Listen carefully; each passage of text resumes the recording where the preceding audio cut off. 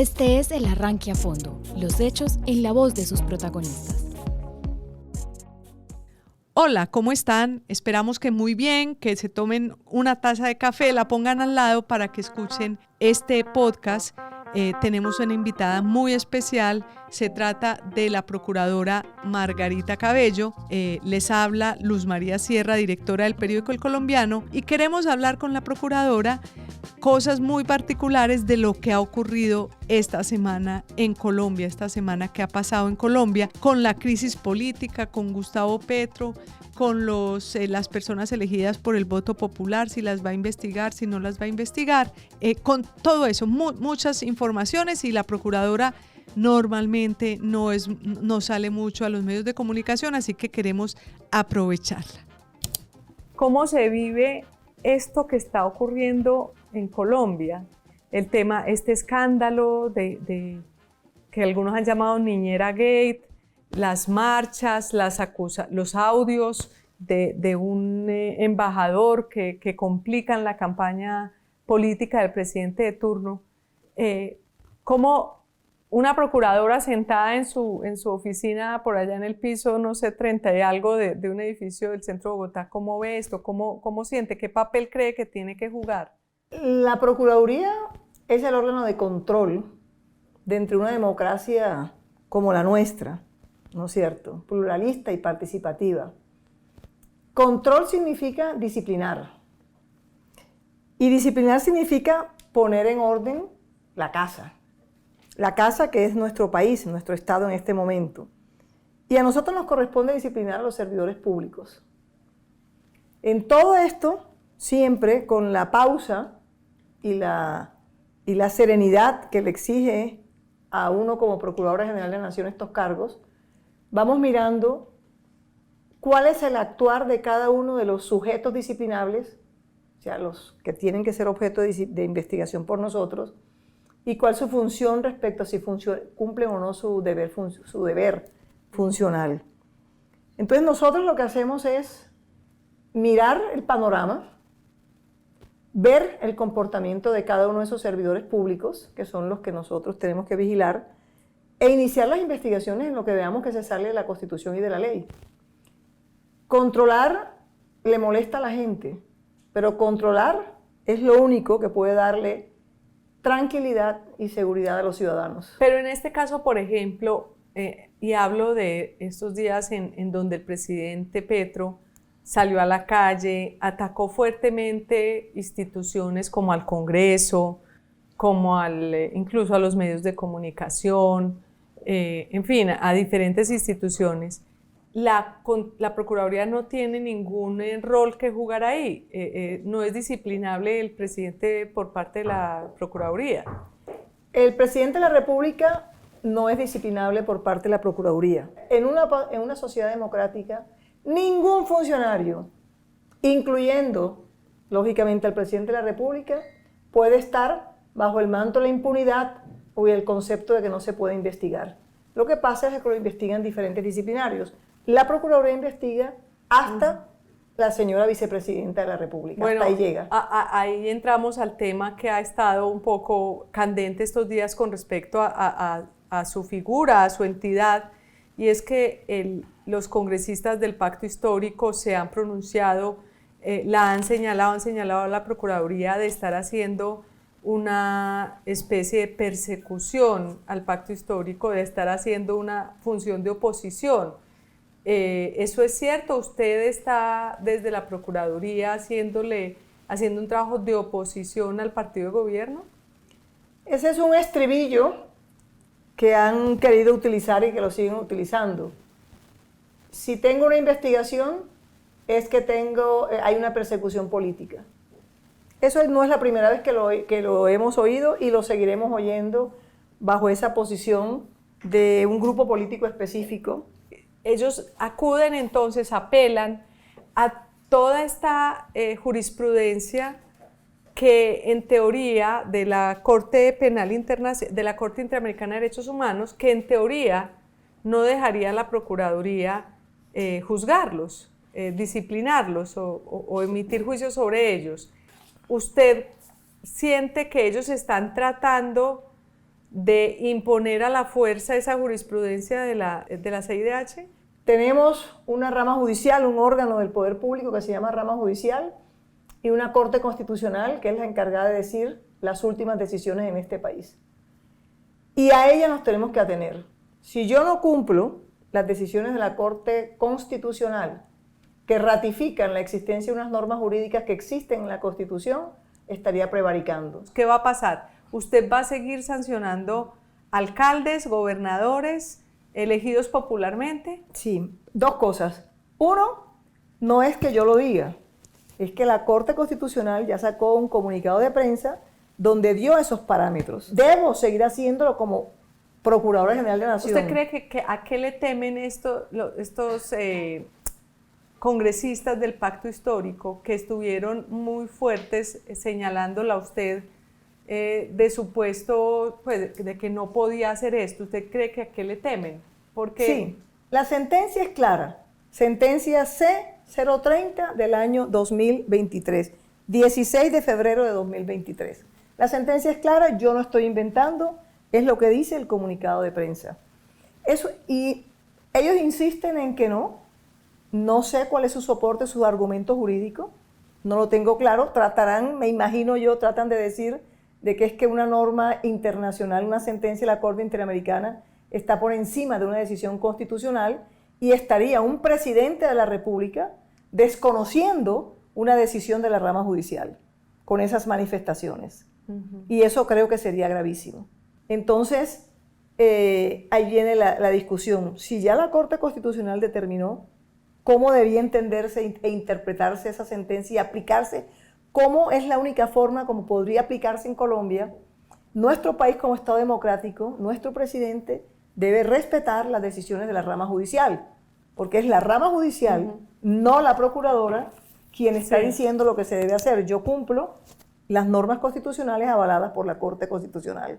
Usted menciona que la CIDH se fue un poco más allá, se metió un poco más allá de lo que debería en la estructura judicial de Colombia. ¿Usted cree que hay algún interés político? Si cree que en la Corte se han enquistado ciertos sectores políticos latinoamericanos que hacen que haya también ahí como un particular interés. Sí. Yo no puedo como no puedo como Procuradora General de la Nación emitir un concepto sobre qué hay de trasfondo en esas decisiones. La historia nos dirá qué es lo que ha pasado. Sobre todo una sentencia de la Corte Interamericana que sanciona, que le impone al país unas condiciones cuando ya nuestras instituciones propias habían levantado la sanción de destitución del alcalde en ese momento y hoy presidente de la República. Claro, porque en el momento en que ellos hacen el fallo, ya el Consejo de Estado ya había resuelto el problema jurídico con las reglas propias de nuestro país y le había devuelto la alcaldía al señor hoy presidente de la República, le había restablecido su posición de alcalde. Todo estaba solucionado con las instituciones colombianas y una de las reglas internacionales es que las problemáticas se deben resolver dentro de los países y solo cuando no hay garantías dentro de los países es que las normas internacionales, las decisiones internacionales entran a resolver el conflicto y aquí ya estaba resuelto. Hay un punto que usted ya lo menciona, que todas las decisiones de la Procuraduría deben ser avaladas por el Consejo de Estado. ¿Eso significa que de todas formas la Procuraduría pierde un poco de poder, pierde un poco de dientes? En esto hay que aclararlo, eso no es nada nuevo. Antes de que apareciera la sentencia de la Corte Interamericana de Derechos Humanos, todas las decisiones disciplinarias de carácter administrativo de la Procuraduría General de la Nación podían ser revisadas por el Consejo de Estado mediante lo que se llamaba, y aún eso sigue existiendo hoy, la acción de nulidad y restablecimiento del derecho. Y el Consejo de Estado podía, inmediatamente admitía la demanda de acción de nulidad y restablecimiento del derecho, pedir la suspensión del cumplimiento de la sanción que se le impusiera a un funcionario de elección popular o a cualquier otro servidor público. Eso siempre ha existido. Siempre las decisiones de la Procuraduría han tenido ese reforzamiento, por decirlo así, institucional de que el Consejo de Estado puede revisarlas y tomar la última palabra. ¿Correcto? Eso no es nuevo. Lo novedoso está en que ahora, cuando son funcionarios de elección popular, ya no se hace a través de una acción de nulidad y restablecimiento del derecho, sino que se hace a través de un recurso, de una revisión adicional que la va a tener todo el Consejo de Estado y no unos magistrados específicos, en donde las de elección popular se le mandarán y se repartirán, en principio es lo que podemos entender, entre todos los magistrados del Consejo de Estado, y que en ese interregno no se ejecute la sanción. O sea, no necesita el Consejo de Estado ordenar la suspensión de la ejecución o del cumplimiento de la sanción, sino que automáticamente no se sanciona, sino se espera la decisión del Consejo de Estado. Pero esto no es nada nuevo para la institucionalidad colombiana. No es nuevo, pero sí es nuevo para la Procuraduría. Es nuevo para la Procuraduría porque hay un mecanismo distinto y eso está bien. Eso se trató de hacer para poder, como un país democrático, reitero la figura, quiere estar bien y tratar de acatar las sentencias de la Corte Interamericana. Lo que pasa es que es muy difícil acatarla como ellos quieren, que es solo un juez penal, porque además hay algo gravísimo, y es que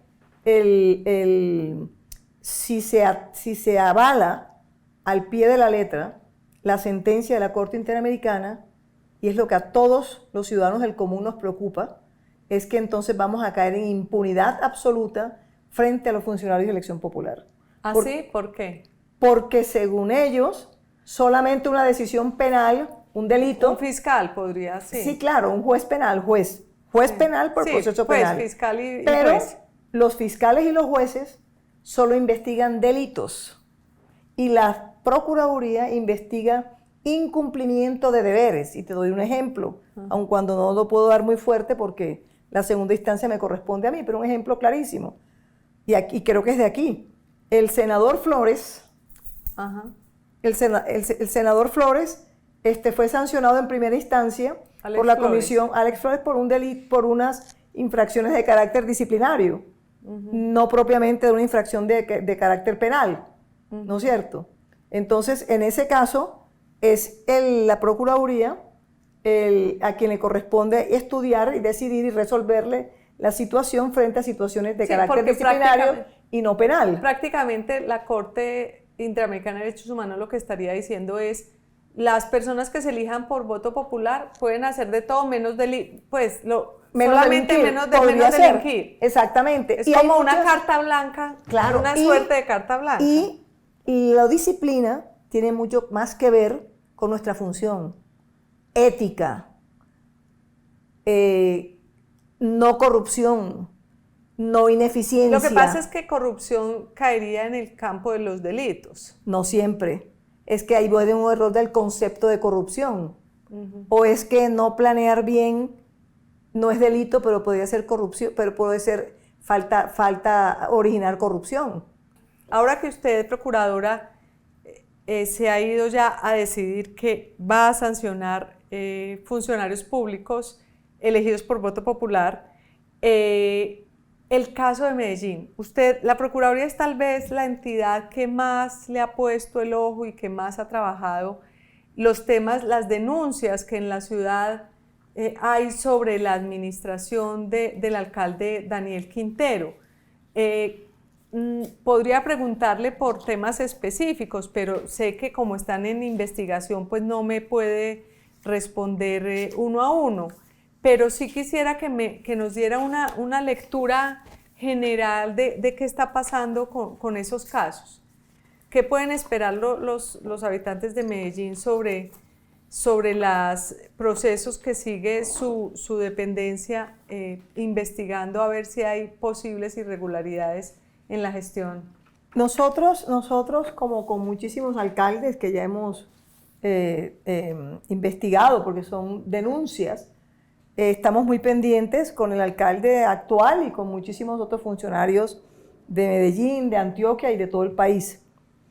Al actual alcalde hemos recibido infinidades de denuncias, infinidades. Todos los días nos llegan denuncias por muchos lados. Del alcalde Daniel Quintero contra el actual alcalde y de su equipo. Y muchísimas le hemos archivado.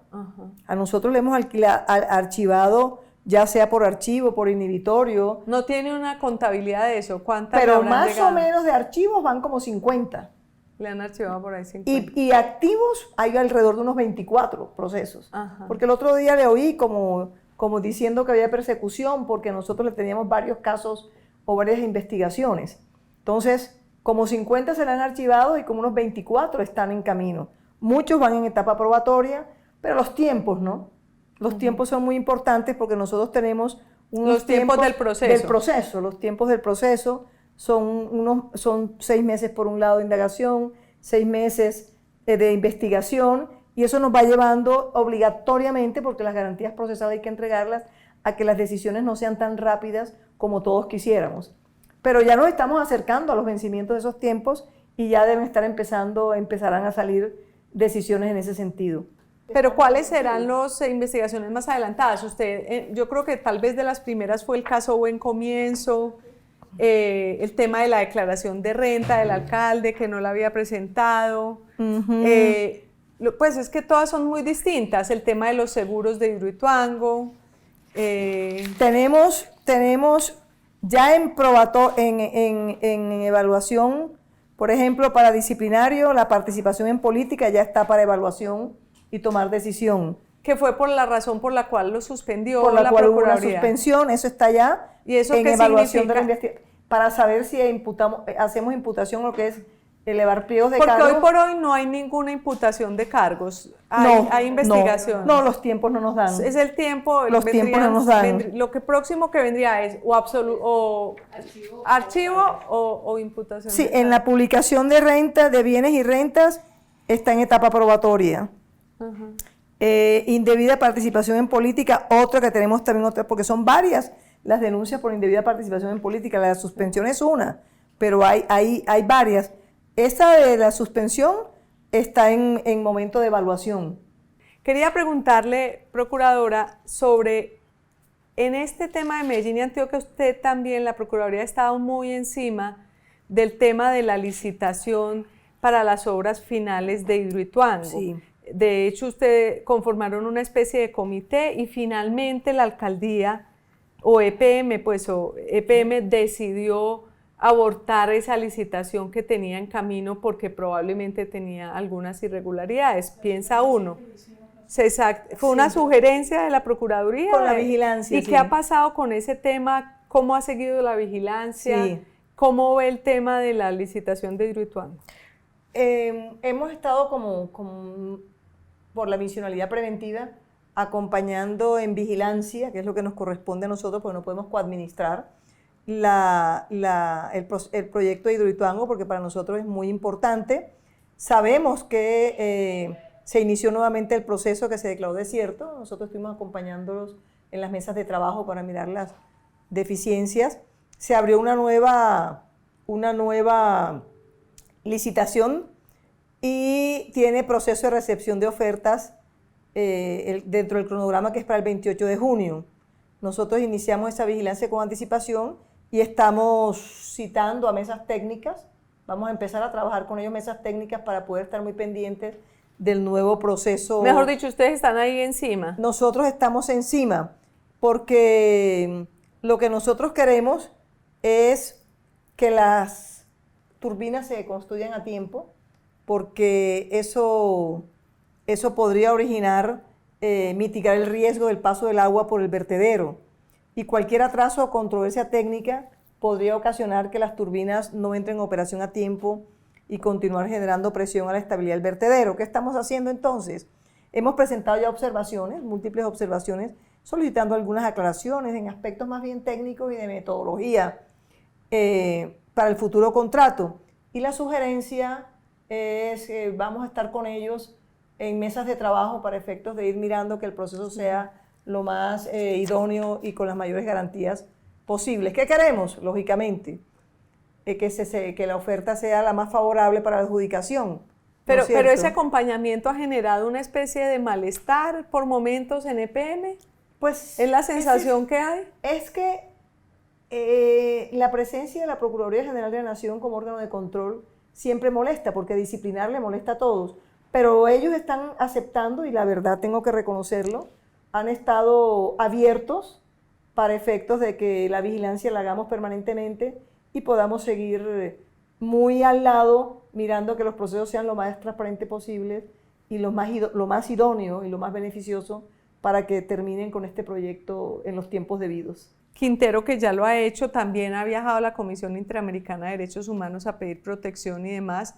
Eventualmente, en algún tipo de sanción, me imagino que recurrirá a eso. ¿Qué puede ocurrir si un alcalde hoy, después de esta decisión de la Corte Constitucional, si un alcalde trata de volver a recurrir a la Corte Interamericana de Derechos Humanos, amparado en la decisión de su momento de la Corte Interamericana, ¿qué puede ocurrir? ¿Hay como una especie de paralelo, de choque entre las dos jurisprudencias? En primer lugar, ya todos los del pacto decidieron hacer una carta y decir que iban a acusar a la Procuraduría ante la Comisión Interamericana de Derechos Humanos. Y vino el presidente, el secretario general de la OEA, Almagro, y lo respaldó de alguna manera. Y sacó un comunicado, voy a decir algo atrevido, inoportuno diría yo, un comunicado donde está ratificando que la sentencia de la Corte Interamericana la debe cumplir la Procuraduría y la debe cumplir el Estado colombiano, olvidándose que nuestra estructura es distinta. Es decir, el comunicado de la OEA, del secretario general de la OEA, termina diciéndole al país que las sanciones que impone el Consejo de Estado son también indebidas o irregulares, y que las sanciones que imponen cualquier autoridad que no sea juez penal frente a un funcionario de elección popular no valen en Colombia.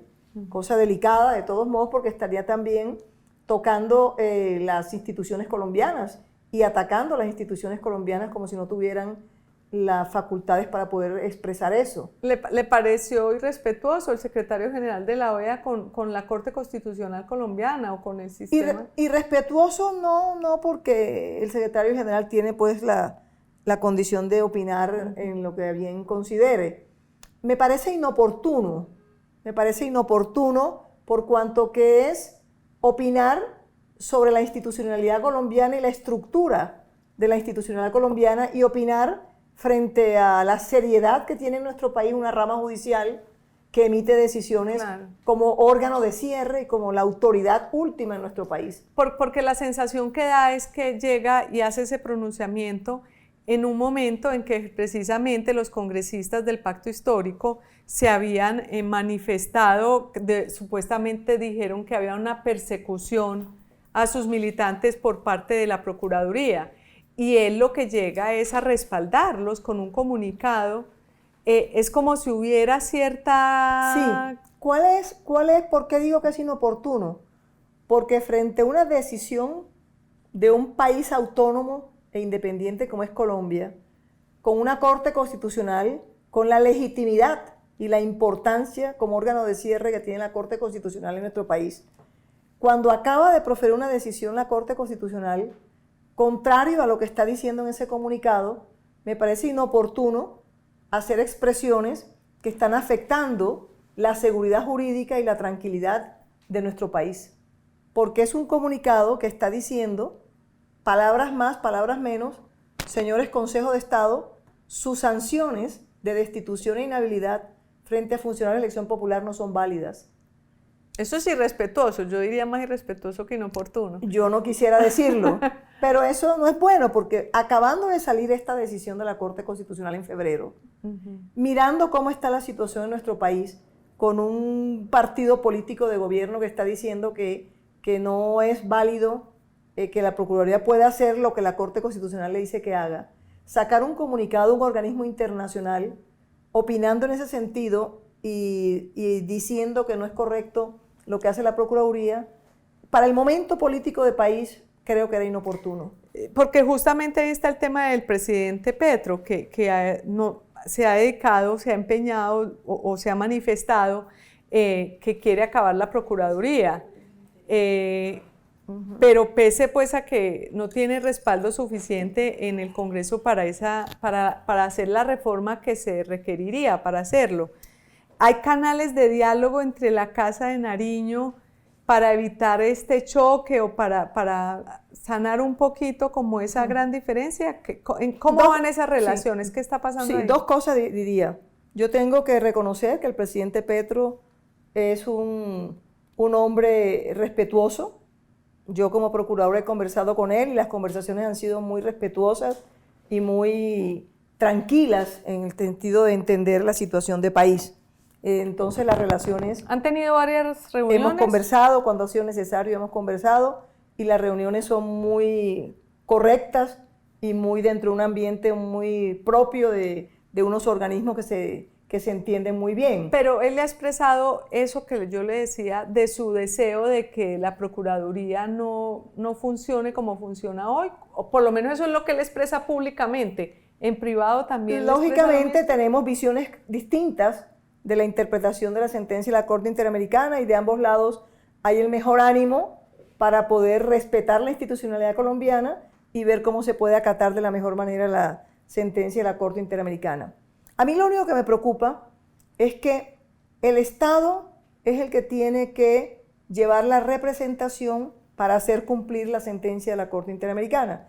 La sentencia de la Corte Interamericana, donde le ordena al país que los funcionarios de elección popular no pueden ser sancionados sino por un juez penal y no por la Procuraduría, a quien le toca cumplirles al Estado, no a la Procuraduría. Me preocupa un poquito que el Estado hoy está representado por el presidente de la República, quien a su vez es el mismo demandante de la sentencia, y quien a su vez hoy es el presidente de la República, que le interesa mucho poder que no lo sancione ninguna institución. Mejor sino dicho, juez eso penal. es como un círculo vicioso. Ahí me preocupa un poquito que podamos hablar de pronto de un conflicto de intereses y que entonces la propia Procuraduría y las entidades del Estado estemos sin defensa porque el defensor es el mismo presidente, que es el representante del Estado. Entonces ahí va a haber un posible conflicto de competencias o un conflicto de intereses que en su momento deberíamos analizarlo muy bien. Porque pero ¿quién podría decidir que hay un conflicto de interés del presidente de la República? Eso, por lo menos esa figura no ha existido. El tema tendría que resolverse, no sé si a nivel de la Corte Interamericana, porque es evidente que si el presidente de la República es el demandante ante la Comisión Interamericana y la Corte Interamericana y obtiene una decisión a su favor que dice que solo un juez penal puede sancionar más o menos acaba con la Procuraduría, para decírselo más, sí.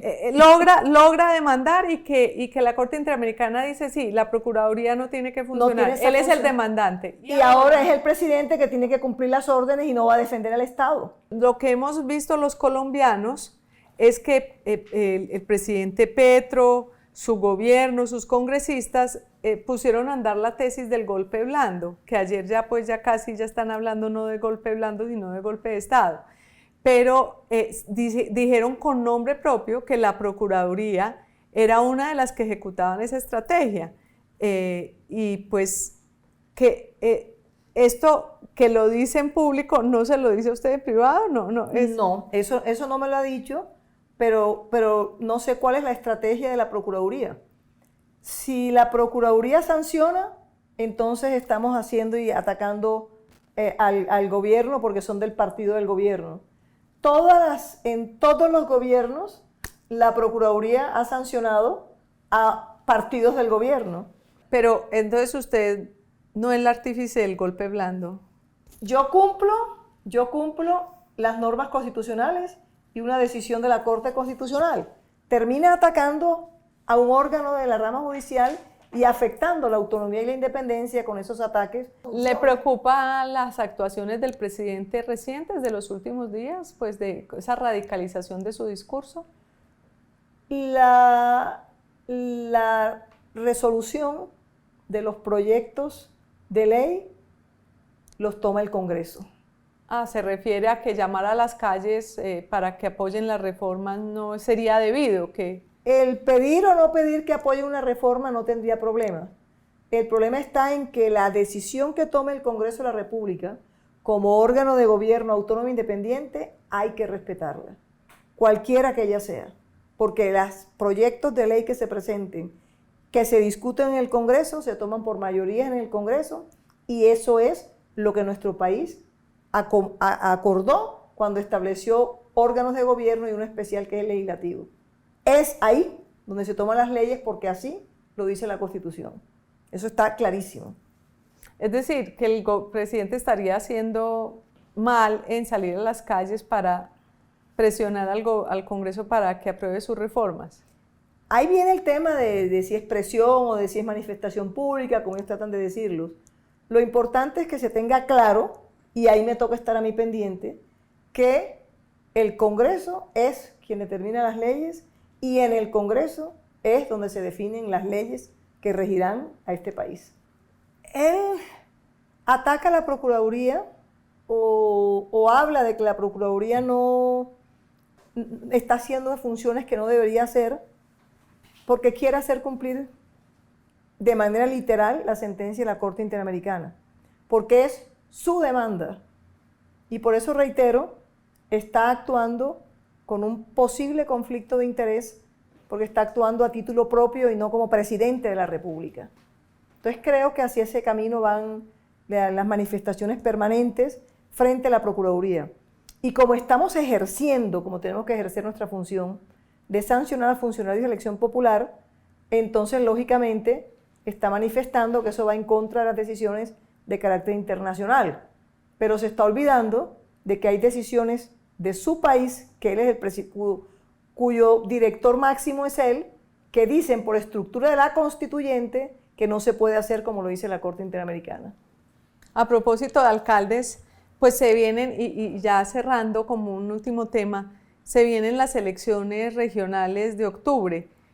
Hace unos meses el registrador y usted misma estuvieron hablando algo que sonó como que incluso sentían que se debían parar las elecciones en algunas zonas del país. ¿Qué ha pasado? ¿Cómo ha evolucionado eso? En varios de los que hemos tenido ya, hemos escuchado en todas partes, por parte de los gobernadores, por parte de alcaldes, por parte de personeros que son nuestro Ministerio Público, la gran preocupación de inseguridad que tiene el país. Inseguridad a nivel nacional, y eso me preocupa mucho. ¿Por qué me preocupa? Porque el control del orden público en nuestro país lo tiene el Estado. Control de orden público, y es lo que se llama la seguridad nacional. Pero la seguridad nacional, es decir, la tranquilidad del país la da el Estado, la da el gobierno. Y lo que hemos observado es que hay una gran diferencia o dicotomía entre el manejo político de la seguridad nacional con el manejo político de la seguridad ciudadana. Los alcaldes y los gobernadores se sienten solos, no sienten que la política de paz total está en armonía con las problemáticas reales de sus regiones. Y entonces, en esa desestabilización y desarticulación, que es lo que la Procuraduría está pidiendo para efectos de que haya unas elecciones buenas, está ocurriendo que los grupos criminales están manejando, en virtud de una política de paz total que ha bajado el ejercicio de la fuerza pública con la fuerza que lo venía haciendo antes, y que en virtud de los procesos de diálogos o de sometimiento que se están logrando, se empoderan estos grupos para hacerse más fuertes y mostrarse como más fuertes ante el Estado y poder lograr beneficios mayores. Entonces estamos dejando abandonados la mayoría de las regiones de nuestros países, y lo que escuchamos de todos ellos es que en sus regiones ya los grandes grupos ilegales son los que están ordenando carnetizaciones, poniendo candidatos, a tal punto que hasta vimos un comunicado, creo que fue del Clan del Golfo, sería, en donde ya decía que no iba a permitir que los partidos políticos tradicionales pusieran candidatos si no estaban, palabras más, palabras menos, bajo la ¿Y eso fue en dónde? autorización. Eso fue en el Meta, para el sector este del Meta, en donde se levantó por eso el cese al fuego, el cese a la bilateral del fuego. Entonces, si la interpreto bien, lo que nos está diciendo es que la política nacional de paz total está generando un problema real en el territorio de seguridad de cara ciudadana. a las elecciones y de Exacto. cara a las elecciones. Claro. Como que hubiera un control más fuerte de estas bandas criminales un poco empoderadas. Y de estos grupos ilegales. En estos grupos ilegales. Claro, es lo que nos y dicen. Que podrían estar claro, interviniendo. es lo que nos dicen en las regiones donde vamos. Y eso está originando entonces que la transparencia del proceso electoral se afecte y que haya entonces un constreñimiento al elector Y entonces, en las reuniones que estamos haciendo de garantía electoral, que eso se hacen con el gobierno, ya estamos poniendo con todos los grupos que van a esas reuniones sobre la mesa esas preocupaciones para que con la anticipación debida, que ya estamos sobre tiempos, se puedan tomar las riendas, manejar ese control del orden público por parte de la nación, por parte del Estado, por parte del gobierno, para que pueda haber seguridad ciudadana, porque la inseguridad está en lo rural y ya en lo urbano. Pero con lo que me está diciendo, con lo que nos está diciendo, ¿usted siente que las elecciones de octubre están en alto riesgo? ¿Que hay un problema fundamental? Nosotros lo que escuchamos y como vigilantes del proceso electoral, lo que estamos anunciando es que podrían estar en riesgo si no se hacen y se toman las medidas rápidamente. Hemos escuchado ya que el ministro de Defensa ha ido a varias regiones a decir que están recomponiendo la política de seguridad para efectos de garantizar elecciones transparentes. Pero sí, nuestra voz de alerta como Procuraduría General de la Nación es que podrían estar en riesgo las elecciones. Bueno, muchas gracias. Ha sido muy interesante. La procuradora siempre tan pedagógica, tan técnica, disciplinada en la técnica jurídica. Esperamos haber podido ilustrar a quienes nos escuchan sobre estas polémicas y estas batallas jurídico-políticas que se están dando en el país. Muchas gracias, procuradora. Muchas gracias a todos por escucharnos. Les habló Luz María Sierra, directora del periódico El Colombiano.